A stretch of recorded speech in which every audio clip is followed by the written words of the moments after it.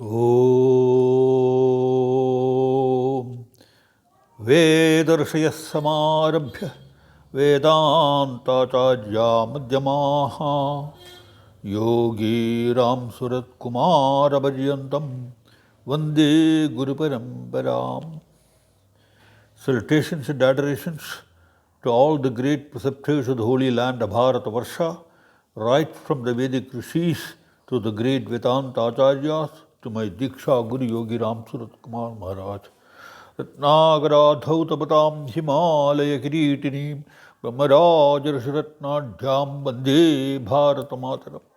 Salutations and adorations to our holy motherland Bharatavarsha, whose sacred crown is the Himalayas, whose sacred feet are washed by three great oceans, and who is adorned with the jewels of Brahma Rishis and Raja Rishis. In the last few classes, we saw the development of Indian schools of philosophy based on the Vedas and Vedanta, the Upanishads, the end portion of the Vedas. Dvaita is more an idealistic philosophy because it considers Brahman as the ultimate reality, the one and only reality, and the world, soul, all are considered as appearances. So the clear distinction is made between reality and appearance in the Advaitic philosophy. When we come to the Visishtadvaita, Ramanuja took a different turn. He accepted the jivas as separate entities, but part and parcel of that ultimate reality. Whereas Shankara had denied jiva an independent existence, Ramanuja said jiva has, but they are part and parcel of a total whole, Brahman. Dvaita philosophy, propounded by Madhvacharya, is more a realistic philosophy. Dvaita Vedanta, founded by Madhvacharya, who was also known as Purna Prajna and Ananta Tirtha,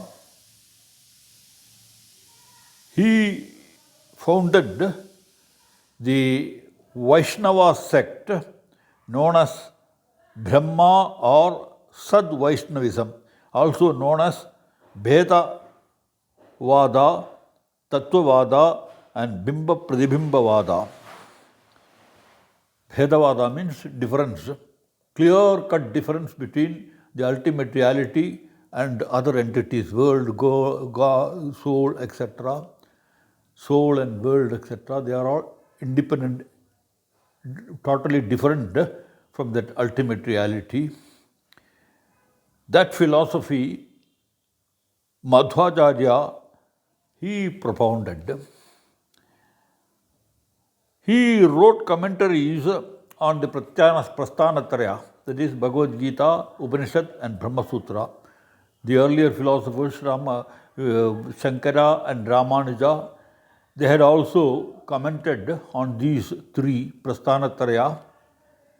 Like that, Madhva also had given his own commentaries for these three.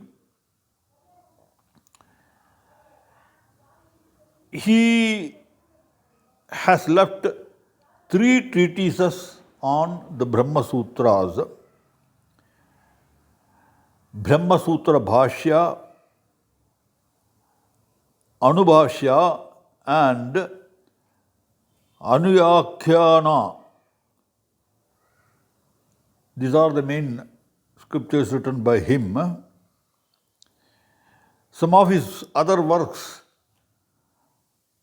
Tatparya Nirnaya on the Bhagavad Gita, he has written commentary on Bhagavad Gita, it is known as Tatparya Nirnaya. And then he has also written on Mahabharata and Srimad Bhagavata, the essential Vaishnavite scriptures. Dvaita philosophy, it mainly discusses topics such as substance, Brahman, Vishnu, Lakshmi who controls the destiny of the souls, Jiva, ignorance and liberation. These are the topics that are vividly discussed in the philosophy of Madhva. Now, like all other philosophers, Madhva has also got his own stand on the pramanas, valid sources of knowledge. Madhva defines pramana as yathartha, that which grasps the objects as such, yathartha. That is the ultimate valid source of knowledge. There are two kinds of pramanas according to him, Kevala and Anu. Kevala pramana and Anupramana. Kevala pramana is knowledge. Anupramana is instrument of correct knowledge. So he makes a clear distinction between these. There are three cases of Anupramana, instruments of knowledge. Three he specifically mentions: Pratyaksha, direct perception; Anumana, inference; and then Shabda or Sruti or Aptavakya, the scriptural knowledge. Madhva notes that these three are so comprehensive in their implication that they include other pramanas, Upamana, Anupraladhi, Arthapati, which we found in the Nyaya Shastra. He says they are all involved already in these three pramanas, and therefore there is no separate identity for those pramanas. Madhva gives prominence to pratyaksha, reality. That's why I said it is realistic philosophy. Pratyaksha, as far as things of the world are concerned, he gives importance to that. He does not deny the existence of the world or the world of objects. Dvaita never concedes that this world of sensory experience is mithya. The Advaitic position that world is mithya, Brahma Satyam Jagan Mithya, that's what Advaita propounded. Madhva doesn't accept it. He is not prepared to accept Jagan as mithya or illusory. It has a real existence according to Madhva. Under the Anumana influence, Madhva considers two kinds, Sadhananumana and Doshanumana. The distinction between these two is psychological. They have close reference to Siddhanta, the position of Shastra and Purvapaksha. So, Sadhananumana, it is the position of the Shastras, and Doshanumana is the Purvapaksha, that which opposes the Siddhanta. As far as things that are beyond our perception, sensory perceptions and references, based on them, the Shabda or the scripture is the ultimate authority. Whatever scripture says about things that are beyond our sensory perceptions, it is an ultimate authority. Shruti cannot be denied at any cost. It is to be accepted as absolute truth. Dvaitins make a distinction between upajivya or basic texts and upajivaka or dependent and explanatory texts, because the Vedic texts, Rig, Yajur, Sama, Atharvana and the Upanishads, etc., they are the primary texts, and there are so many other subscriptures which have come into existence. So, Dvaita makes clear distinction between upajivya, the basic texts, and upajivaka or the later scriptures which are more explanatory of the previous. The latter is based on what is propounded in the former. Madhva's emphasis on the validity of experience as a means is intended to refute the non-dualist position that the differences in experience in daily life are ultimately a shared illusion with ambiguous ontological status. According to Madhva, Advaita's denial of the innate validity of knowledge acquired through sense perception completely undermines our ability to know anything. So you cannot totally deny the facts that we perceive. You cannot dismiss everything as illusion according to Madhva. Madhva argues that perception and inference must be innately valid, and the reality they present us with must be actually and ultimately real. So what we perceive, whether we perceive in Advaita philosophy, we found that a rope is perceived as a snake. Whether it is rope or snake, something is presented before us. There is a reality for it. The misunderstanding is there, but you cannot dismiss the reality. Whatever we perceive is real. Whether it is smoke or rope, it is real. That is the position of Madhva. The duality is not an appearance. Perception too apprehends difference. That in perception there are differences. Now, coming to the padarthas, the objects, Dvaita speaks about 7 padarthas. The first one is substance, dravya, is the substratum of attributes and the material cause of evolution of entities like Prakriti, and emanation in others like Brahman and Jiva. Dravya is of 6 types: Brahman or Vishnu, Lakshmi, Jivas, Avyakritakasha, that is unmodified space, Prakriti, the insentient material cause, and the 3 gunas, Sattva, Rajas and Tamas. Now these are the substances, dravya. Then there are the gunas, qualities, attributes.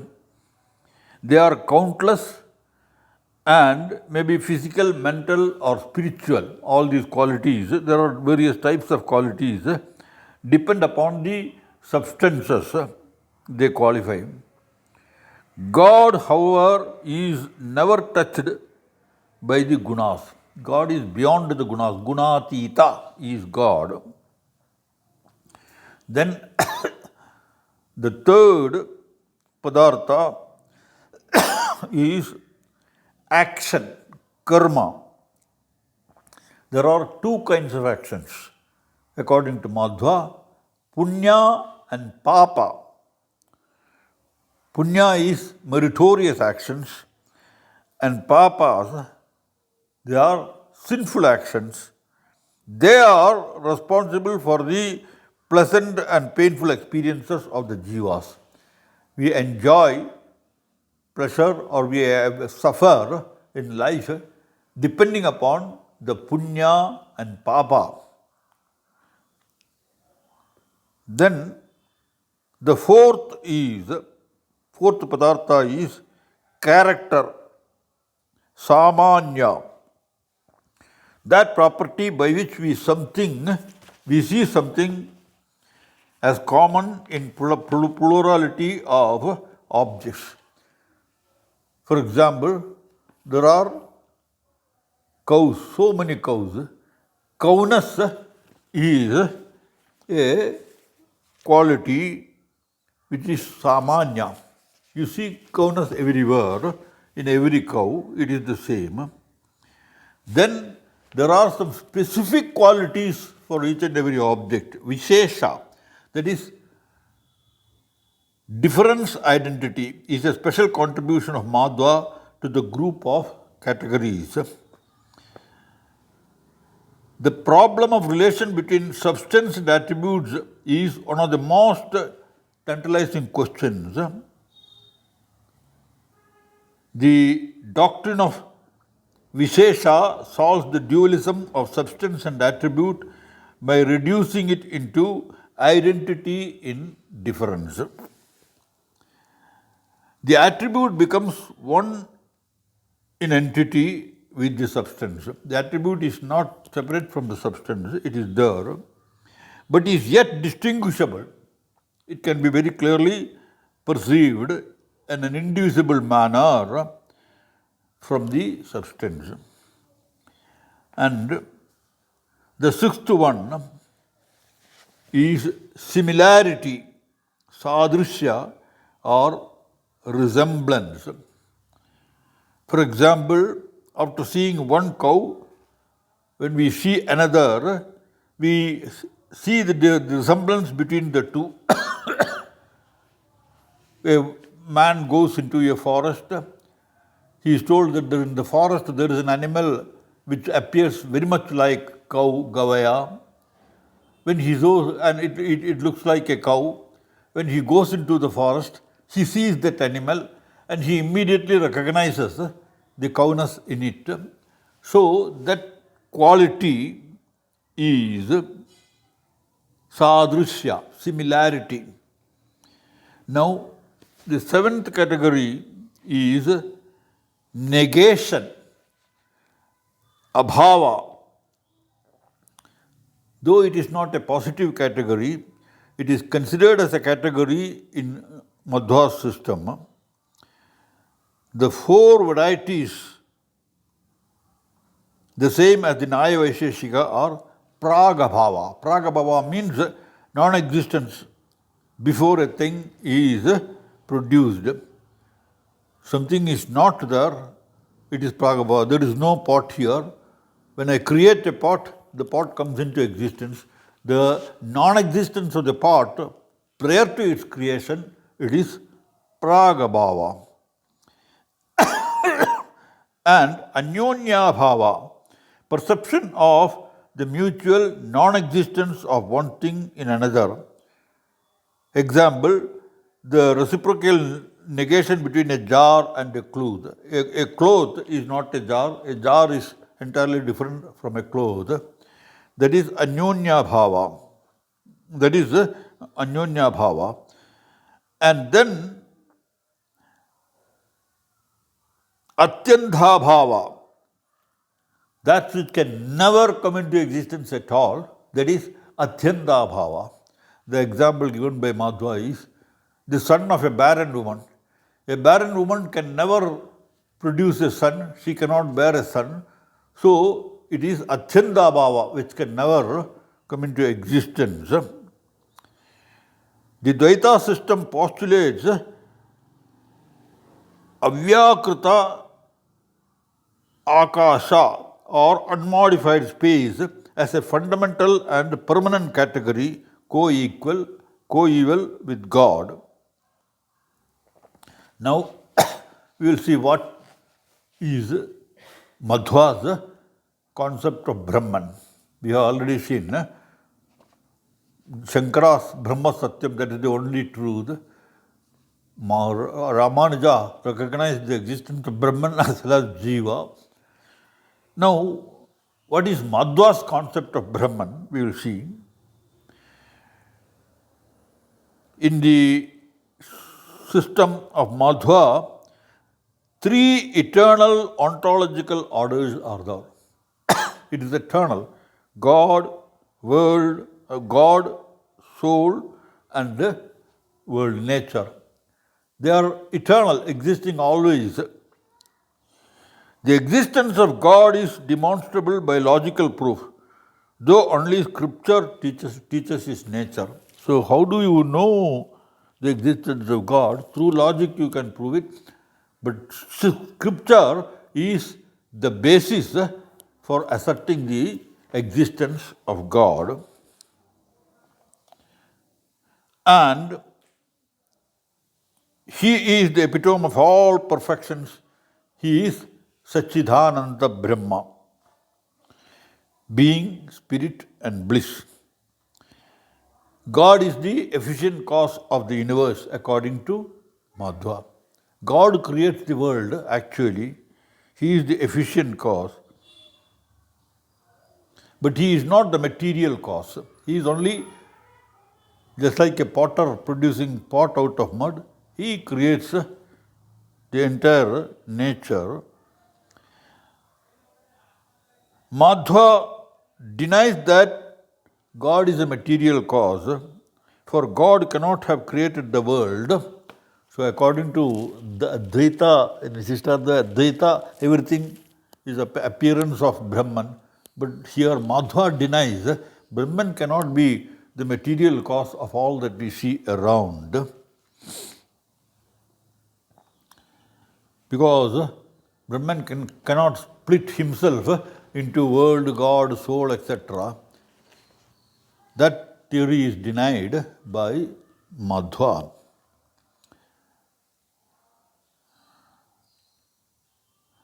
The proposition on which Madhva bases his realism is that both the knower and the object of knowledge must be real.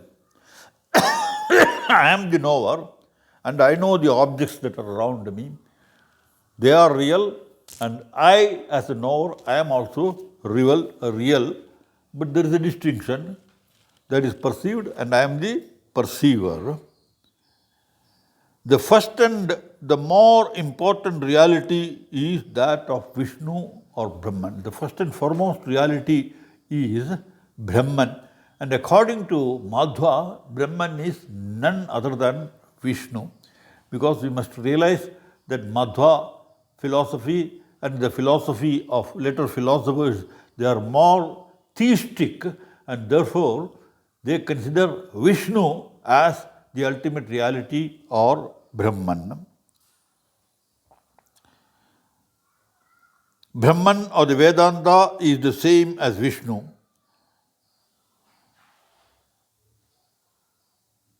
Brahma Sabdascha Vishnureva. According to Madhva, the very word Brahma, it means only Vishnu.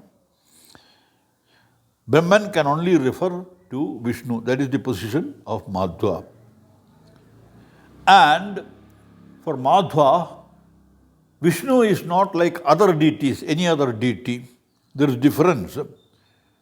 He is singularly all-important and the supreme one. He is the primary supreme deity, Vishnu, and there are other subordinate deities, but the principal and primary deity is Vishnu and Vishnu alone. There are other demigods, the other gods. Most of these Dvaitic philosophers, they consider Krishna or Vishnu as the ultimate true God, and all other gods, whether it is Shiva or Rama or any other Shakti or Ganesha or Kumara, they are all demigods according to them. Shiva Rudra, Brahman and Vayu occupy the next level to Vishnu, and their wives Saraswati and Bharati respectively. Then afterwards comes the other gods, Garuda, Shesha, Shiva, Indra, Kamadeva, Surya, Chandra, Varuna, Agni, Ganesha, Kubera. They are all demigods. Madhva views Vishnu as a preeminent above all other deities. Madhva rejects the notion that Brahman is the only true existent reality. According to Dvaita, Brahman is alone real. Brahmasatyam Jaganmitya Jivo Brahmaiva Naparaha. That is the Advaitic philosophy. But Madhva rejects that. He says Brahman is not the only reality. And even though living beings and inert matter are dependent upon Brahman, such dependence differentiates them from him. Their world, soul, etc. are dependent on Brahman, but they are not identical with Brahman. That is the position of Madhva. In Madhva's philosophy, God, the souls and insentient matter, Jada, insists on these three basic existence. God is one existence, soul is a different existence, and matter, material world, is a third existence. So he insists on three different existences, God, world and soul. He argues that God and the human soul are separate because our daily experience of separateness from God, we feel the separateness from God, so we are separate from God, and plurality in general. There are so many people feeling about God, so they are all independent. They are not identical to God. God is, according to him, Satchitananda, but not all the souls in the other material world. According to him, he is the efficient cause of the world. Prakriti is the material cause. How the world comes into existence? What is the material cause? According to Madhva, it is Prakriti or nature.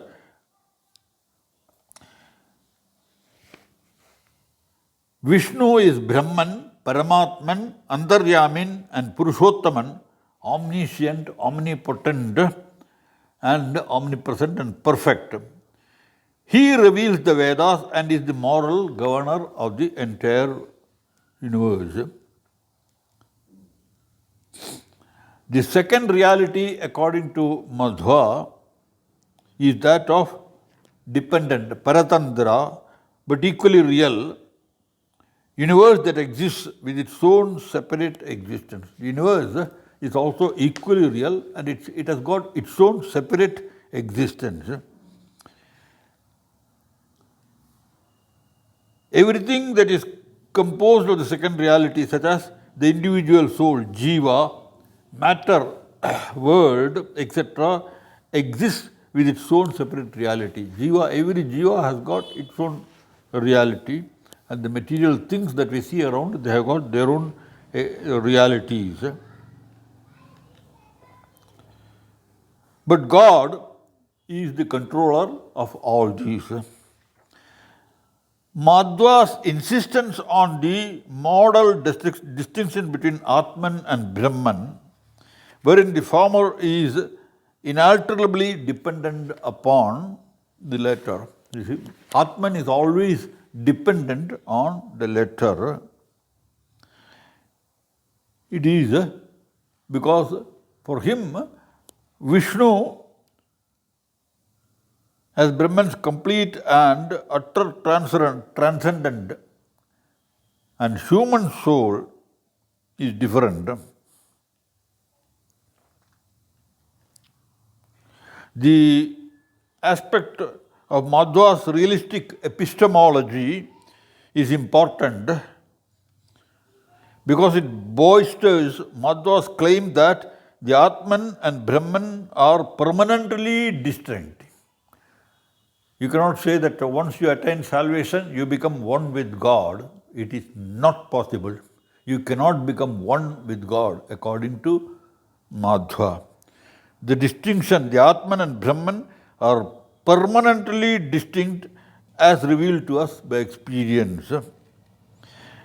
But because it means that the sacred text must be read in consonance with the data we receive from our everyday experience, even though the Vedas present us with the knowledge of a supra-sensible realm, Madhva argues that the Vedas cannot teach non-difference between Atman and Brahman.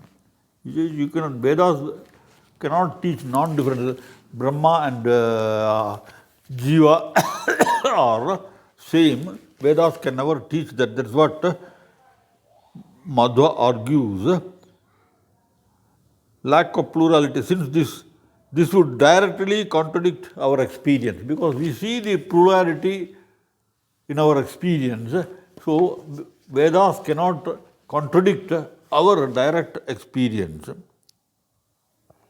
Now Madhva speaks about the doctrine of Pancha Vedas, 5 distinctions, 5-fold differences is fundamental to the Dvaita philosophy. The 5 distinctions are: 1. Vishnu is distinct from souls. Souls are all completely different from Vishnu. They can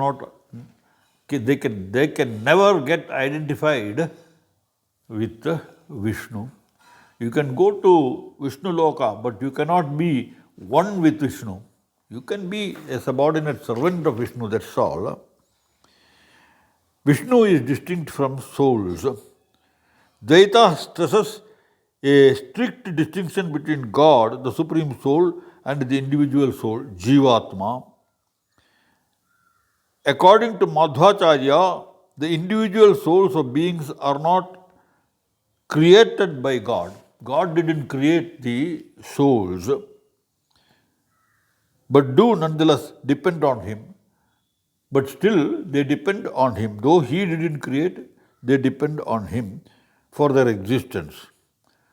Now, second, Vishnu is distinct from matter, the material world. It is not the manifestation of the ultimate reality, Brahman or Vishnu. According to Advaita philosophy, material world is the manifestation of Brahman, but here Madhva denies. Vishnu is distinct from matter. Souls are distinct from matter. And there is difference between the souls and the material world. I am not part and parcel of the material world. The individual self is different from the material world. Matter is distinct from other matter. And even among the material world things, earth is different from fire, fire is different from air. They are different materials. These 5 differences are said to make up the universe. So the universe is made up of all these differences. The universe is aptly called Prapancha. He says, because of these 5 differences, the universe is called Prapancha, the 5-fold manifestation. Now, what is the view of Madhva about the world?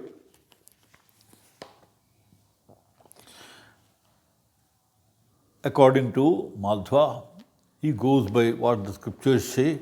The scriptures say that it is Leela Vilasa, the whole world.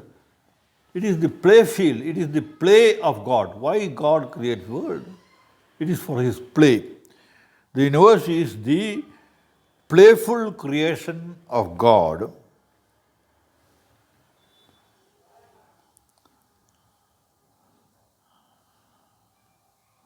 He said, the world is created by God out of Prakriti for His Leela. Sattva, Rajas and Tamas are the attributes of Prakriti. From out of that, Vishnu creates the entire world. But the combination of these gunas, all other categories of creation come into existence. Prakriti is intelligent. he calls Prakriti as Lakshmi. It is the will or Shakti of God. Maya, Avidya, is eternally liberated material cause of the universe. And it is omnipotent, immutable, eternal, and coexisting in God, in time and space. Prakriti is like God, and Prakriti's freedom is dependent upon God's grace. If Brahman is real, then the world is also real according to Madhva. Now we will come to Madhva's analysis of the Jiva. The individual souls are countless in number. Innumerable Jivas are there. They have existed in the past, existing today. More and more souls will come into existence in the future. There is limitlessness for the number of souls. They are a portion of God and exist completely by the grace of God, according to Madhva. In their actions, they are totally subject to God. So God acts through them, makes them act. It is God too that allows the soul to a limited existence, freedom or action. So the soul has got freedom to act, but it depends on the will of God. Souls are eternal and are dependent upon the will of Vishnu, according to Madhva. Madhva's belief in the innate difference of one soul from another led to some interesting doctrines in his system. He believed in a hierarchy of jivas based upon their innate configurations of virtues and faults. Vishnu is supreme because he possesses all qualities in their most fulfilled and perfect form. For Madhva, each individual being possesses an innate moral propensity, and karma is merely the mechanism by which a given soul is propelled towards his or her destiny. Madhva differed significantly from the traditional Hindu beliefs owing to his concept of eternal damnation. Now we will come Madhva's classification of souls. One first classification is Mukti Yogya. Some souls, they are eligible to attain liberation. They can attain liberations by their acts, performances, by their faith in the Vishnu and all those things. And they have enjoyed the eternal felicity of heaven, abode Vaikunta. Some souls can reach Vaikunta Prapti. But even in Vaikunta, there are gradations of souls and therefore differences between them, according to Madhva. So, first is Mukti Yogya, those souls which can attain to Vaikunta or eternal liberation. The second class, he calls it as Nitya Samsaris. They will never attain salvation, but will ever remain subject to rebirth. Nitya Samsaris are those souls which will never attain liberation, which will never go to Vaikunta, but after the end of life, they will come again. Punarapi Jananam, Punarapi Maranam, Punarapi Janani, Jadadesanam, the cycle of birth and death. In their case, it will go on incessantly. So they are nitya sansaris.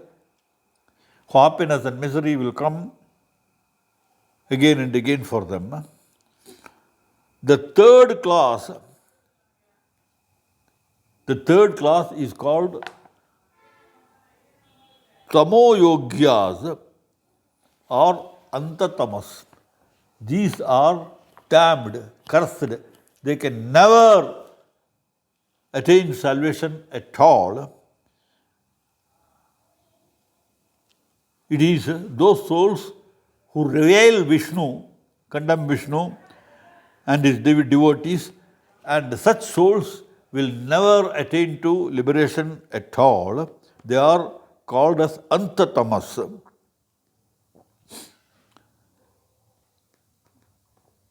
Now, Madhva's perception of moksha or liberation. Bondage and liberation are due to ajnana and jnana respectively. Our bondage is because of our ignorance of the truth. And our liberation, attainment of the feet of Vishnu or Vaikunta, it is only because of jnana, knowledge, realization. So, through realization, we can attain that. The ultimate goal of life is liberation. Immediate experience of the divine liberates the soul from ignorance. Once we experience the divine, then we are liberated from this ajnana, ignorance. Ignorance, which for Madhva, as for many other Indian philosophers, means mistaken knowledge, ajnana. It can be removed or corrected by means of devotion. This ignorance can go only because of total surrender and devotion to that ultimate reality called Vishnu. That devotion is accompanied by an intuitive insight into God's nature. So when you develop that devotion, automatically you get that intuitive experience of the Lord Vishnu within yourself. Bhakti may itself become a goal. So God is the ultimate goal, but for attaining that ultimate goal, bhakti is necessary, and therefore bhakti itself becomes a goal of every jiva. Bhakti may itself become a goal. The devotee's adoration of Vishnu is more important than the release. More than the release, adoration of Vishnu is important, according to Madhva. Salvation, therefore, is described as the realization that all finite reality is essentially dependent on the Supreme. Once we realize that everything is dependent on Vishnu, that is salvation according to Madhva. Now, Madhva's system also posits a fourfold distinction in moksha. There are four distinctive characteristics of moksha. One is salokya. Salokya, loka means the world. Salokya means living in the same world with the Supreme Lord. Salokya, to be in the same region, world or region where the God is, where Vishnu is. So, to live in the presence of Vishnu, that is Salokya. Second is Samipya. Even when you are in the presence of Vishnu, in a royal palace, you are in the palace, but the ministers are closer to the king. They sit nearer to him. So Salokya, next is Samipya, to be closer to the king, to the Lord. that is being near the God, that is second, Samipya. And the third is Sarupya. Sarupya means to be in the same form of that of God. The final fourth is Sayujya, togetherness with Him, merging into Him. Even though you merge, according to Madhva, there is distinction. Vishnu is different and you are different, but still you merge in Him. Now, Chandogya Upanishad spoke Tat Tvamasi, that thou art. You are that ultimate reality. But here, Madhva, he changed that statement of Chandogya Upanishad. He said, Atat Tvam Asi, or you are not that. Atat Tvam Asi, that means you are not that. The ultimate reality is different. You cannot arrogate yourself to be the ultimate one with the ultimate reality. So it is very clear distinction. For Madhva, adoration and worship of Vishnu, salvation, that is the only path for salvation, knowledge and wisdom and realization. So Madhva's Dvaita Vedanta is recognized as one of the three major schools of Vedanta, besides Shankara, Advaita and Ramanuja's Vishishtadvaita Vedanta. And in later days, major figures like Vyasaraya, AD 1478 to 1589, Jayatirtha, AD 1356 to 1388, and Raghavendra, AD 1598 to 1671, they have developed this Dvaita philosophy as a still flourishing community. It is growing.